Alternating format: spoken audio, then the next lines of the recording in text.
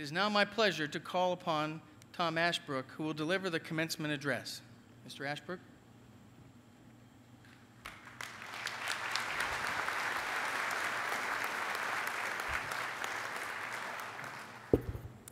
Distinguished honorees, distinguished guests, student families and friends, it is really an honor to be here with you. This is a big day. I'm honored to stand here for Niagara University's graduation in the shoes of Tim Russert and Mother Teresa, no less. And above all else, before all else, let's say it right here, all of us, congratulations to the class of 2012. You have made it.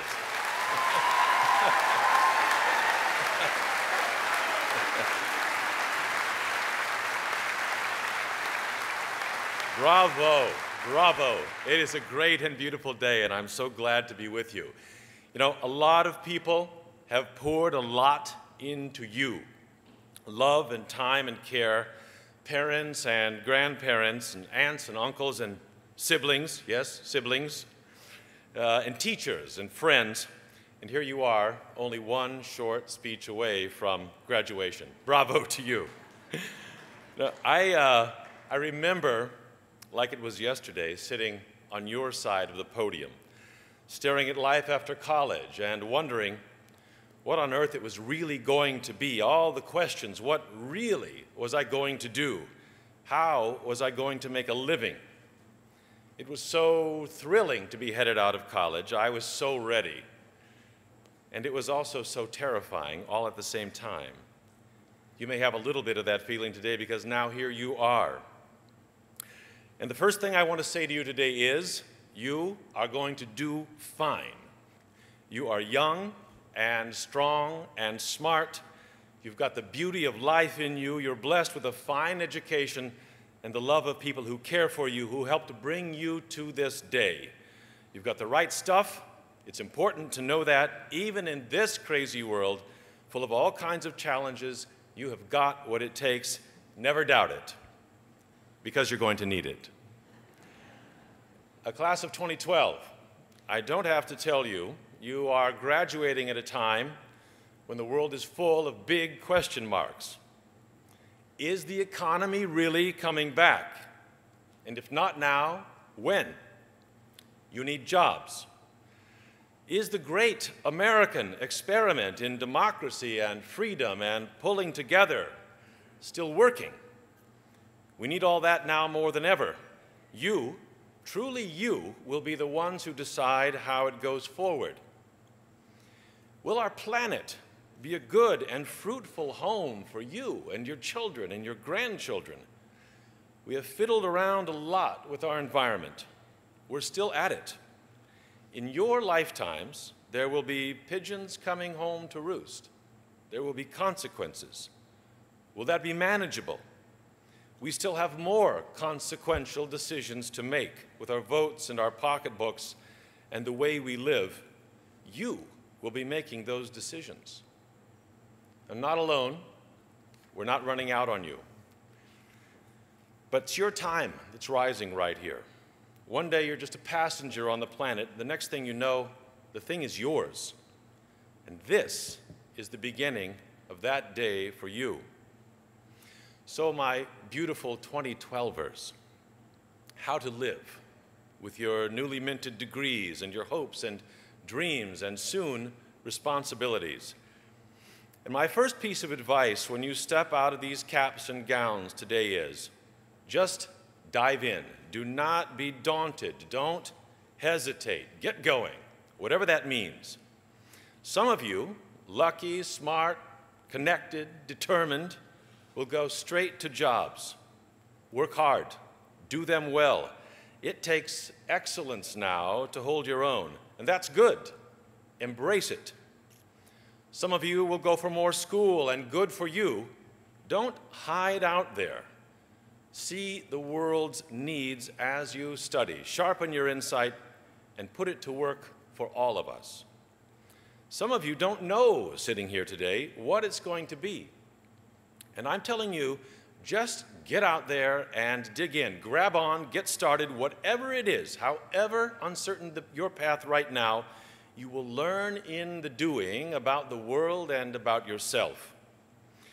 Right out of college, you heard it. I was a surveyor and a dynamiter in Alaska. That's where the jobs were. I was a teacher in Hong Kong, a long way from home. A cub reporter for the South China Morning Post, a kung fu movie producer. You can imagine my parents wondered what was going on. I was a TV host and a newspaper correspondent, an editor, a .com entrepreneur and author, and pretty soon, there it was. A career that I could never have articulated up front, but I threw myself into all of it, full force, every part, and it found a shape and direction that fit me. Now, I talk with Americans, and a lot of others too, on the radio for a living, and who knew at the beginning that that would be the thing, the calling, the next step, out of all those wonderful strands of work and passion.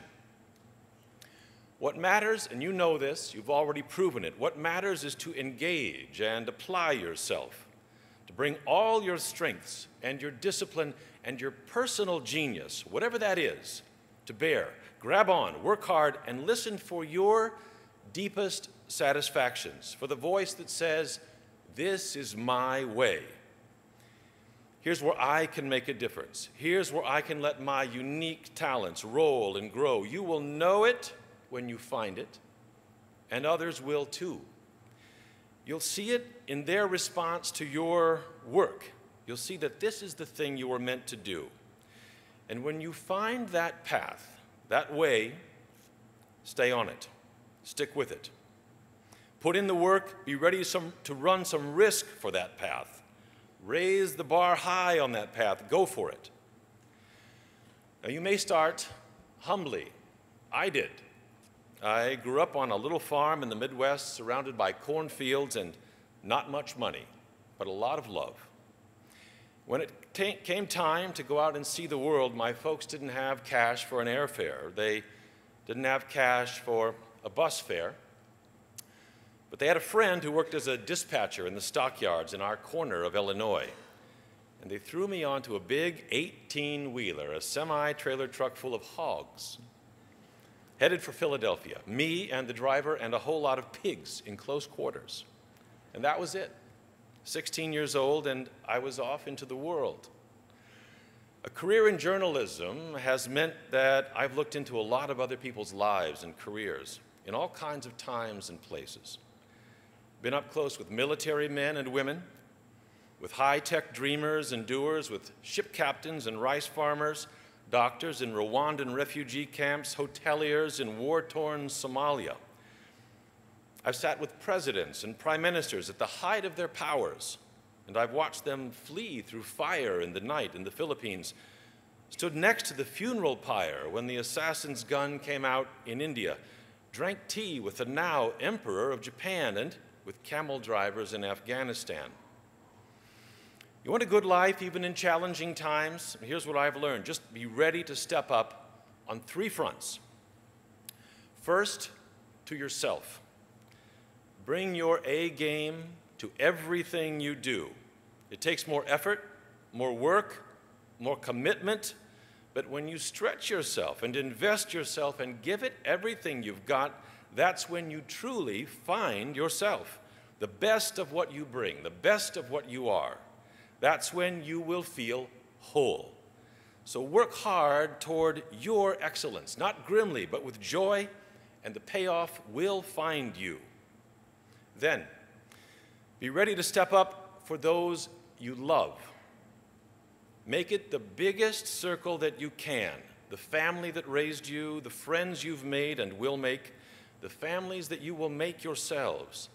This is where commitment is just the beginning. This is where you want to bring your greatest generosity of spirit, your greatest understanding and humility and compassion.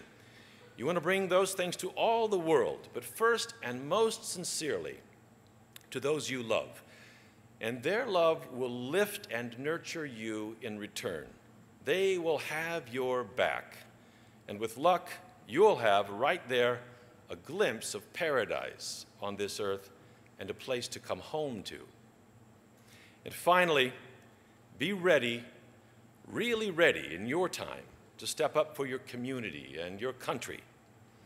We are a nation of great individual stories and dreams, but our greatest story remains what we've accomplished together. We are not and have not been a perfect people, but we have struggled to do the right thing, and we have made progress. That struggle will go on in your generation. Do not be a bystander. Think of justice and what it really means. Think of this planet and the care it needs. See your fellow human beings for what they are, your brothers and sisters, and then step up to show that kind of care from the block you live on right up to the great national issues of your time. When you engage, the future, your own future, grows brighter. Do those three. Bring your A game. Give your love sincerely. Embrace your community, and your lives will be rich.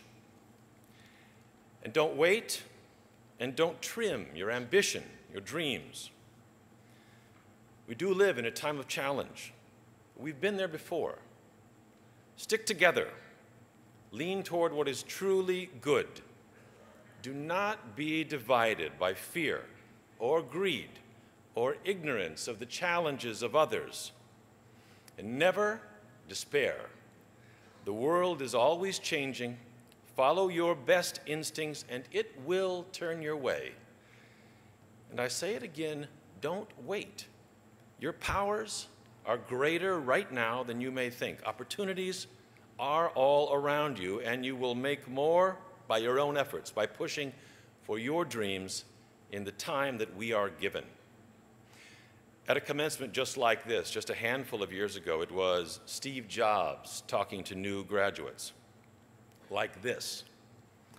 "Remembering I'll be dead soon," he said, "is the most important tool I've ever encountered to help me make the big choices in life. Remembering that you're going to die," he said, "is the best way to avoid the trap of thinking you have something to lose. You are already naked. There is no reason not to follow your heart." And now he's gone, and your lives are just opening up. This is a great day. You are beautiful, young, and strong, and we wish you this.